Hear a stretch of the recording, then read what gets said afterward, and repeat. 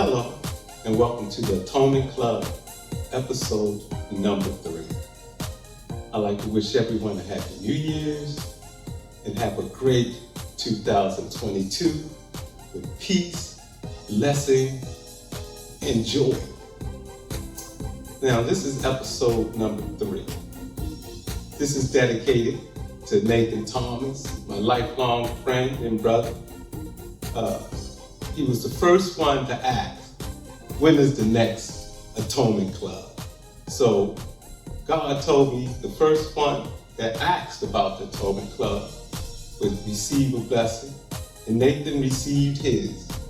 He received instruction from the Holy Spirit on some fantastic things. I'm not going to tell you what he was told and given, but if he chooses to share, then that's okay with him. But if I was him, I would keep it to myself and push ahead so he won't get any haters or distractions to block him. Okay, now that that's done, we're here today to find out what is love. Now, I'm going to answer that, but first I want to just address a couple of things. This is episode number 3, and since I started with episode 1, people have been trying to figure out, hey, what is Reg doing? And some people say, oh man, he's a clown up there. And then all kind of stuff been coming out, and oh my God, what he just told me blessed. So I've been getting it all, and a lot of great appreciation. Now, just to settle a few things about why I can tell you what love is and why I've been taught from the Holy Spirit, it's because of some of the actions that I've taken in my life. One of the greatest actions that I think I've taken for most of my growth has been that all of the churches that I've ever played for, and even churches that I didn't pray for, I asked the pastors if I could fast at their altars in the church for 7 days in prayer and worship. I'm not talking about a morning to evening fast or, 7 days fast, praying at the altar. I've done this throughout my life and received many revelations, great gifts. Also, I'm the one that goes to hospitals, along with my pastor, Ronnie McNeil from Baltimore. When I'm in Baltimore with him, we go hospitals and nursing homes. We go from room to room asking people for prayer. And we're never denied. People always say yes. Now, when I'm not with Pastor McNeil and when I'm in Baltimore, I do it by myself, nursing homes, hospitals. And when I'm doing it, nobody else is there. Me. Just like fasting. When I fast at these churches and altars, churches I belong to and others, no one ever joined me. Not a pastor, not a deacon, not a choir singer, not an usher, not a member. Not for 1 day, not for 1 hour. So I'm always alone when I'm seeking power for the Most High. And I never tell people these things because when you do things for God, you keep it to yourself. But now that I'm teaching, I have to tell you the things that I do so that maybe you will believe and understand what I'm trying to teach you. I'm also the one that goes to bus stations and anywhere, walk inside and ask, is there anyone that needs prayer? Every time there's people that needs prayer. I'm also the one that walks by homeless or people that are not doing too well, and I sit with them, I share with them my food, money. I learn a great deal from them. I lay hands on them and bless them. I sit with them. So I'm always ministering. Many people think I've been just doing music, but that's pretty much been my cover, is being a musician. But I haven't spoken of these things until now because when you do things for God, you keep them to yourself. Not to brag or boast. But now that I'm teaching, I'm exposing these things. And the reason I'm here to teach you now is because when I'm doing all of these things to help people and to pray for people and to have compassion for people and to do the things that we all supposed to do, I'm by myself. Even though people know I'm doing it, or I'm going, or I invite people, no one goes. So, just like I was the only one to raise my hand to receive the gift of tongues, most of the time I'm the only one. So, I'm here to help and to teach and create miracle workers. That's my job, to create miracle workers for these end times. Now, that being said, let's talk about what is love. Wow. What is love? I will tell you, love is every vibration from the Most High that expands the universes, that creates everything. Love is total. You cannot even describe or explain what love is. If you could explain what love is and give a meaning to love, you could explain and give a meaning to what the Most High is. If you can't totally understand the Most High, you can't totally understand love. And love is sharing. Love is sharing. That's why we're here on this great Garden of Eden we call Earth, because the Most High wanted to share with us His abundance. That's what love is. Totally to believe that the next man or woman is yourself.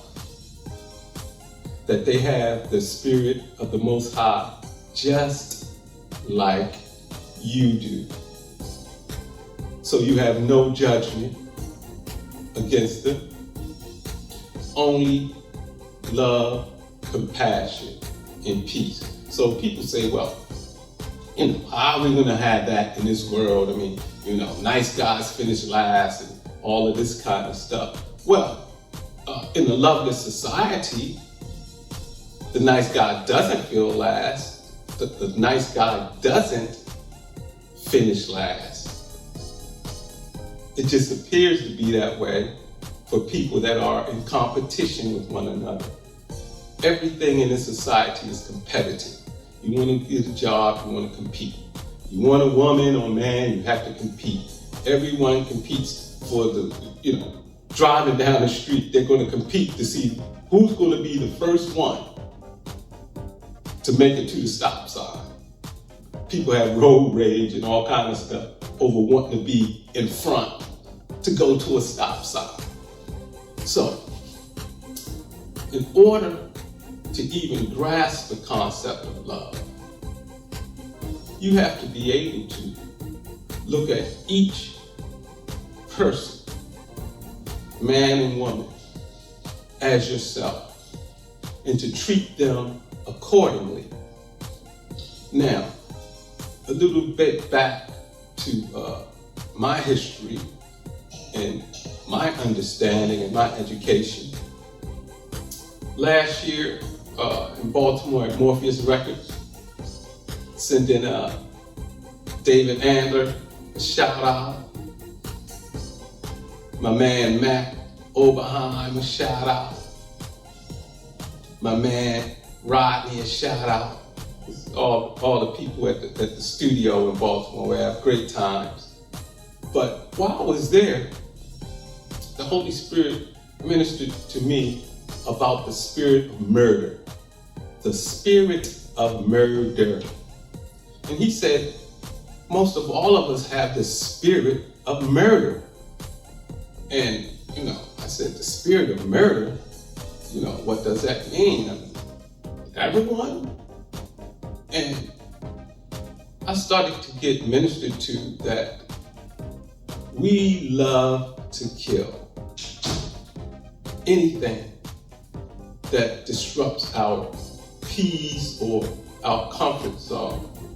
And we don't understand that when we kill needlessly God's creatures, that's the spirit of murder. How you can just walk outside and step on an ant. That's the spirit of murder. How you can take what do you call it? The insecticide bombs you put in your house to get rid of the roaches, and you literally commit chemical warfare against God's creatures. And many people say, oh, it's just a roach, it's just an ant, it's just a mouse. And yeah, but you're murdering. And once you have that seed in you, you become lost, I guess, in a kind of way, because you don't even see that these creatures don't belong to you and that they serve a purpose. Because if your house wasn't, dirty and stuff like that, you wouldn't have the roaches. They're there to do their job. They're there to clean up. But I'm not going to linger on that. But I just want y'all to contemplate. You have to love all things that are living. The commandment says, do not kill. Now, there's nothing behind do not kill. It doesn't say do not kill the bird, do not kill the man, do not kill flowers. Now, a lot of us love to eat our meat and stuff like that, and we have animals for food. That's one thing. But to kill creatures, to hang their heads on the walls, and all of that kind of stuff is really totally egocentric and narcissistic, because we live in a narcissistic society. So love is having the ability to respect, take care of. That's why man is here. We're supposed to be stewards of this great planet and earth, but we're murdering the mother earth that we even need to survive. Now, if you can understand what I just said and take it to heart and start to change the way you see things, your life will become more prosperous, more peaceful, and more loving. Now, when I first started to do the Atonement Club, about 6 months ago, I recorded the whole first episode. And when I finished, the Holy Spirit said, it's not enough love in it. And I went, not enough love? I thought I had it down. I had my subject matter. I had everything written down, A, B, C. The whole episode was great. And after I heard I didn't have enough love, I scrapped the whole first episode. That's months ago. Because now I had to learn what love is. And love is loving everything equally, everybody equally, with passion and fervent determination to see that person have the best life and experience once they come into contact with you, regardless of whether you know them or not. I was telling a friend about this concept of love, and I said, well, what about your church members? Who do you love the most? Do you love your children the most? Do you love your pastor the most? Do you love your friends the most, your choir members the most? Who do you love the most? And they replied, my children, of course. That's where the problem starts in our society. Separation. Mine, yours. Mine, yours. That is the problem. There should be no separation in the people of the Most High. If you say you follow Yeshua of Nazareth, we all are supposed to be one. Now, if you don't follow them, then I guess you don't have to be one. But when you say you follow Yeshua of Nazareth, the high priest and our brother, which is our bridge to heaven,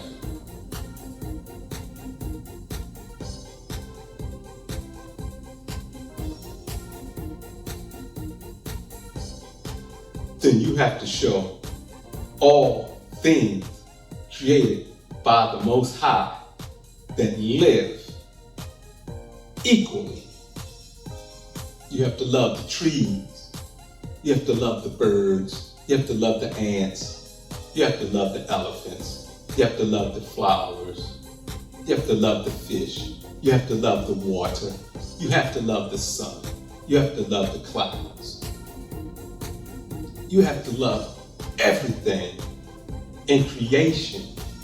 And you have to feel that you are a steward of these things that was created by the Most High for our enjoyment, for all of this beautiful earth we have. I mean, I see pictures of the moon and all the planets, and they just look barren.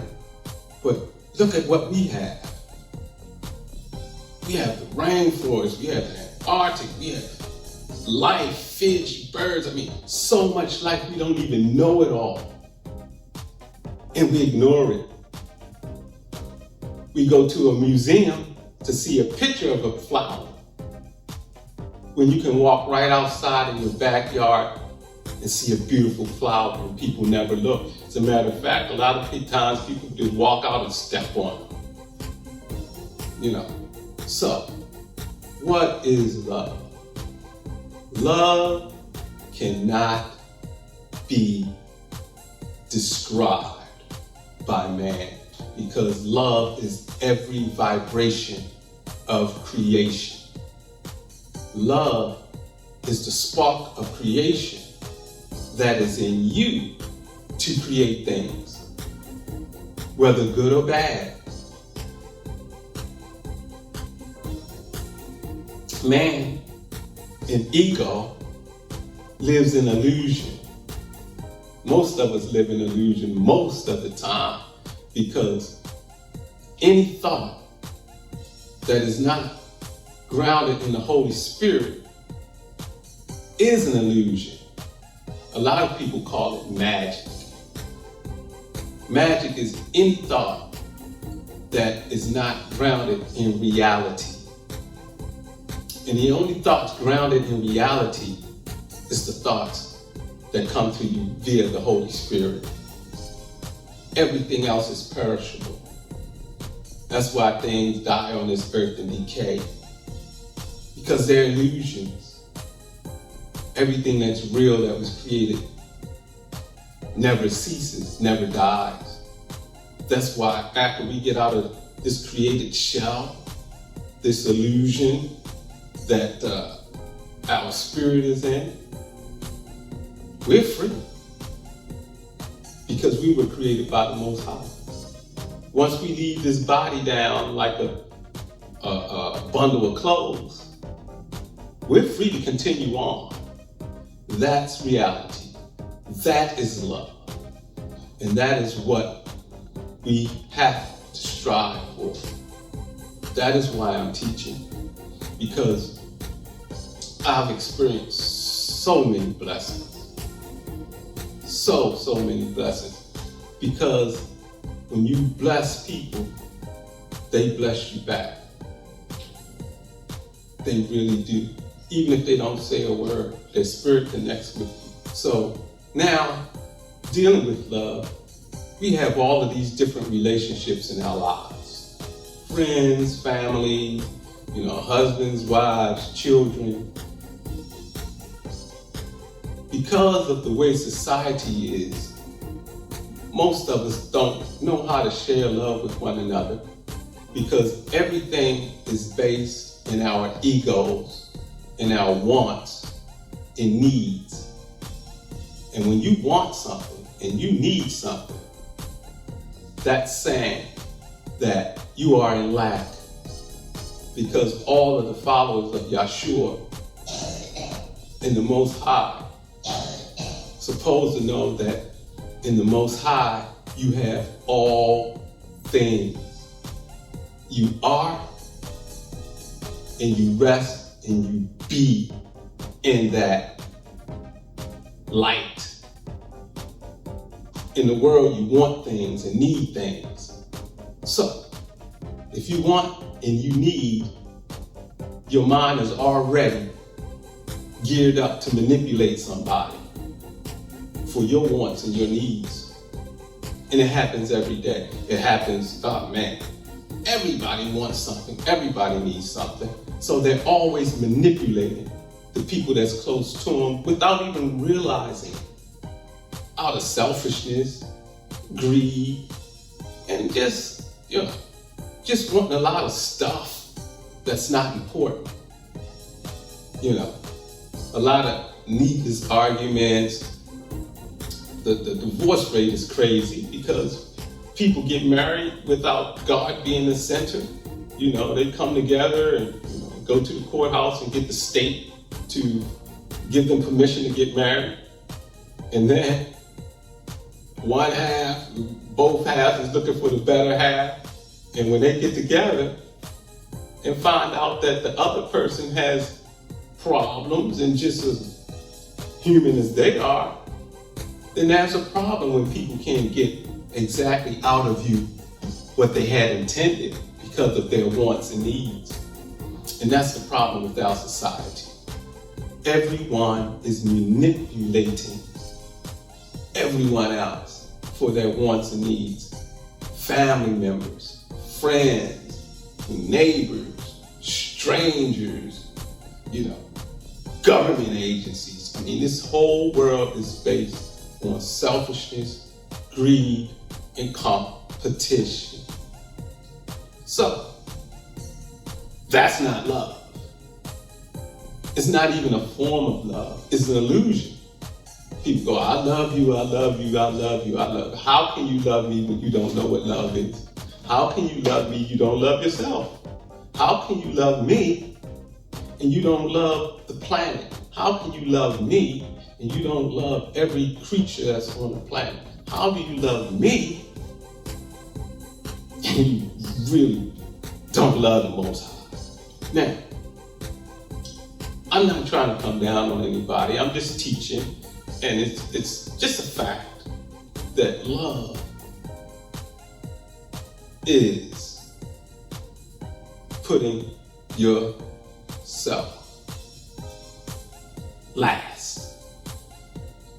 How many people can do that? Put themselves last. Think about it. Yahshua said, if you are the greatest, you become the least. And I actually did that in my life. Because, I had valedictorian grades, Berkeley College of Music, I was at the top of my class, engineering and math, and, I helped a lot of students. Even at Baltimore School for the Arts in high school, I helped a lot of students, tutoring and, all kind of stuff. I've always been giving because Yeshua said, if you're the greatest, become the least. Now, when I say the greatest, I don't mean I'm better than anyone, but with things that I know and understand and have perfected, I share willingly, because everything that I've accomplished has come via the Holy Spirit. Everyone in my family knows it, my friends. I've never kept it a secret. I'm 12 years old. Whenever, I never lost a contest. I have so many first place music awards, but I pray for the Holy Spirit to do everything through me. That's why I've been so successful at doing this walk, being able to walk to help people, and by me being single and doing this disciple thing, I haven't acquired anything over the last 10, 15 years that I couldn't carry in my car. I didn't acquire things. I acquired love and from people by helping people. When I didn't have a car, when it wasn't suitable for me for the things I was doing, because I do a lot of traveling, sometimes I don't need a car. And I don't acquire any more than I can carry on my back, my hands, walking with a cart. What I see valuable in life is assisting and vibing with others. You learn so much from people when you give them a chance, when you stop judging. And that's going to be the next episode. We're going to talk about judging. I have a message for the country dealing with judgment. But that's coming up. I'm going to step back on that. But back to this love thing. So I'm trying to think of another word we could use if you don't really understand what love is. How about, I have a great liking for you? Because really, it's if you don't love the entirety of what was created here, if you don't love the entirety of what the Most High has provided for our enjoyment, then you don't know what love is. And until recently, I didn't. But when I was blessed, and I think January, February, from January to around August, I was in between Georgia.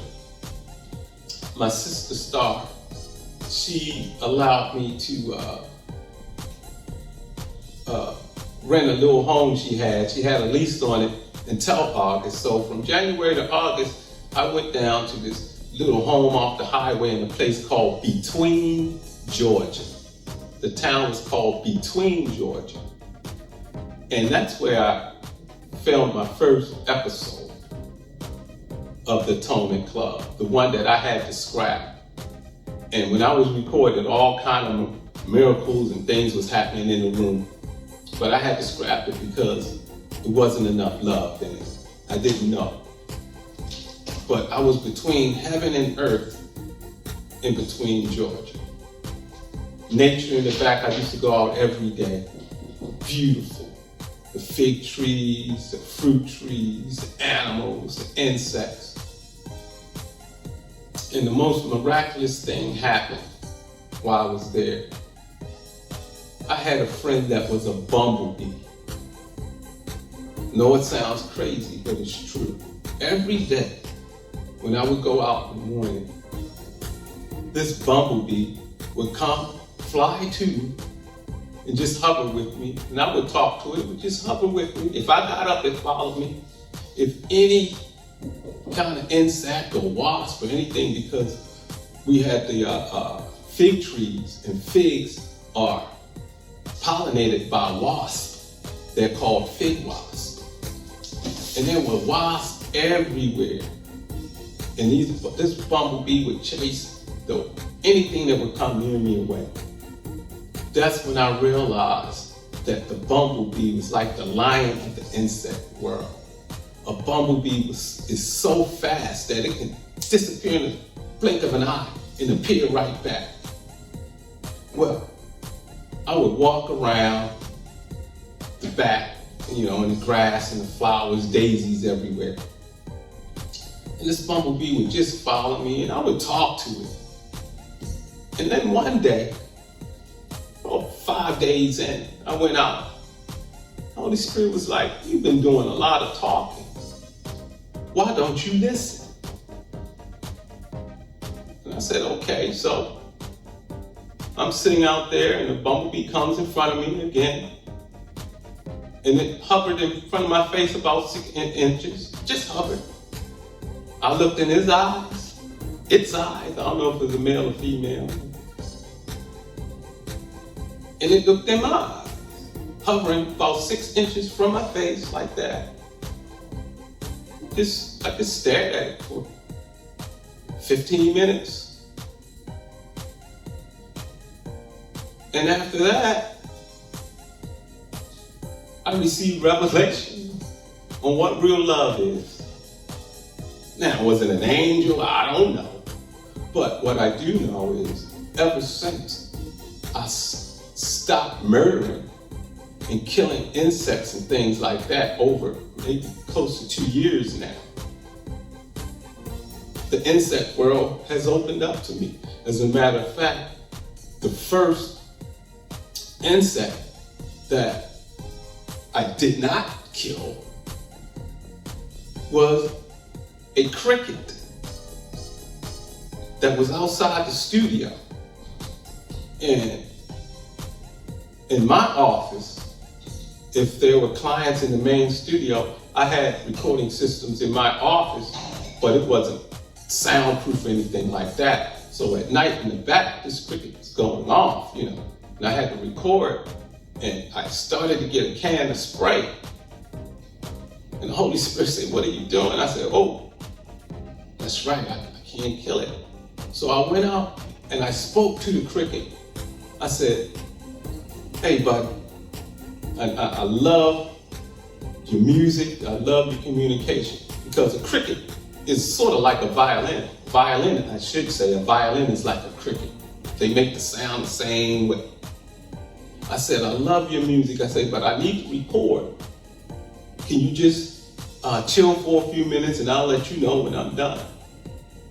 And when I said that, the cricket stopped. When I got through, I went back outside. I said, "Okay, Mr. Cricket," it lived in a cleft in a rock. "You got it." And then it would sing on. So I got to see that I am Adam. You are Adam and Eve. Because that's the relationship we're supposed to have with this planet. Nurturing things. These creatures depend on us, and we have greatly failed them, which is causing us to fail ourselves. That's why our food is no good, our air is no good, our water is no good, because of what we've done to the creatures that make everything work. Everything is in order with the Most High. They have endangered species everywhere. Endangered. Because of the lack of love. Man needs to come together in real love. Not this fake love. I love you today, dear, but I don't like what you did, so we're gonna fuss for 3 days and then make up and do it again next week, and on cycles of toxicity disguised in love. Now, I've never been married, but I've seen marriages where, wow, what is it?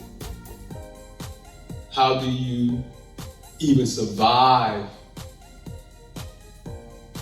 with that type of discourse and arguments? And, they say, well, it's hard, and, this is hard, that is hard. And, well, I've had friends with all my life and have never had one argument. So what people are saying, yeah, that's friends, but if you get your wife, no.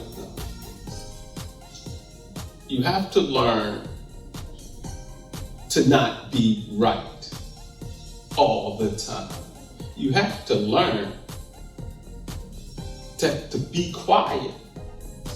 It's strong. Holding the tongue is strength. Because now, I'm glad I said that. Here's the point. When you don't function in true love, you function in illusions and in your ego, which means that if you're functioning in your ego, you're not functioning in the Holy Spirit. And when that is done, you are creating magic and spells because of your projections. We're gifted with the ability to create from the Most High. So whether you want to project and create great things or terrible things, man has the ability to do that. And the Most High will not take away our creativity, because that is the gift, to create. That's the gift, to be able to create with the elements that He's given us to create things.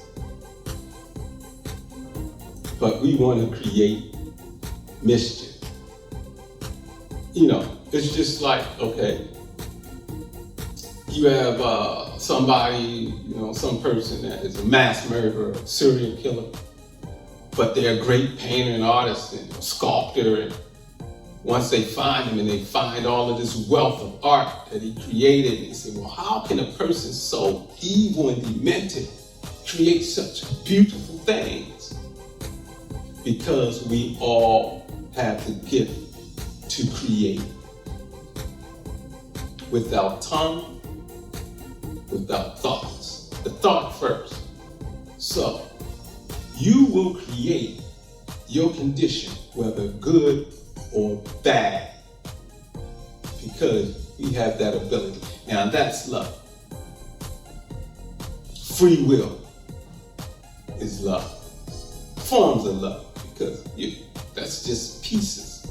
But all of these things is what has been given us through love, so that we could create on this planet the things of the Most High. Peace, joy, and abundance. Running through the woods, and swimming in the creeks, and climbing the mountain. Whatever you want to do. This world is plentiful, but a lot of people don't experience things because of finances. How about that? Money. So what we have done is we put more emphasis on an illusion called an economy. And we destroy the whole world for an illusion called an economy. We pollute the oceans, we tear down the trees, we kill all the animals, on and on and on. We pollute the skies. We make sure other people can't come up. We keep certain people down. And I'm not talking about color. This goes beyond color. This is about people who think they love but have no ability to love. That's why we go through so much. But I'm going to do a teaching on this judgment and love thing that's going to straighten out a lot of misconceptions, and will give a roadmap to America, being a great, loving nation with reconciliation and justice. So the best way to start to understand what love is to become God. That's deep. Check out what I said. Become God. The God in you. We all have the spark in us. Once you understand and release yourself from your ego, take up the mind of the Holy Spirit, which means you're not functioning in illusion and magic and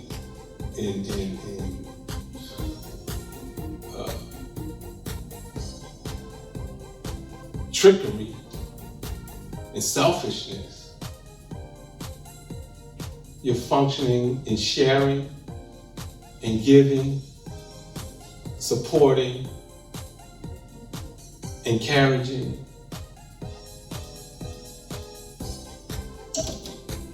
and not needing to be first, but willing to serve. If that means being last, so be it. Because it's not a bad thing. I've made myself last in a lot of situations. I've helped a lot of people. I've worked under a lot of people to help them, with my skills even being greater. I've always helped. So in closing, I'd like to just say that I love you. I love me.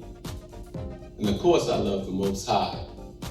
And which means that I don't want anything from you. All I want to do is give whatever I have to give to help you, to support you, and to show you love and kindness. As I grow to understand love more, and as I teach, I learn. Teachers are students. That's why I love doing this. So, remember, you have the ability to control your thoughts so that every thought you keep under subjection of, whether it's your ego, the devil, it's your ego. If it's not rooted in the Holy Spirit, it's wrong. Watch every word you say out of your mouth. If it's not rooted in the Holy Spirit, it's magic, because it creates illusions in this world that we live in, which is an illusionary world. This world is here so that we can create like the Most High and create the greatest lives possible.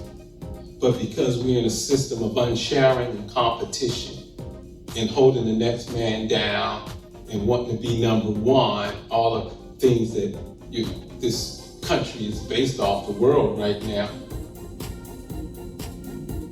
is there's no love going around, because no one knows what it is. How can you love your wife and you're cursing her out? How can you love your husband and you're cursing him out? How can you love your kids and you're cursing them out? How can your kids love you and they're cursing you out? And, just fussing, fighting, toxicity. There's no love in there. It's what they call codependence, evil. Codependent egos. They'll always clash. You'll never have peace. That's why the divorce rate is what it is, because people were told a lie that I love you without knowing what love is, because you can't describe love. What's the meaning of love? If you can give the meaning of the Most High in everything that the Most High is and ever will be, then you can tell me what love is. But I know what love is not. And love is not the way we're living in this system today. It's families separated by neighborhoods, separated by communities, separated by towns, separated by cities, separated by states, separated by countries. Separation straight across the board. A no-love world of greed, exploit, war, starvation. You name it. But that's not what was created. And we're going to change this because the meek shall and will and are inheriting the earth. So thank you for joining me at Atonement Club, episode number 3. I know once I get through with this, I'll look at it back and I want to add some more. But the next episode will be very, very important. Very important. It's going to deal with judgment. So stick around and follow me and join me on the next Atonement Club. Thank you and see you soon.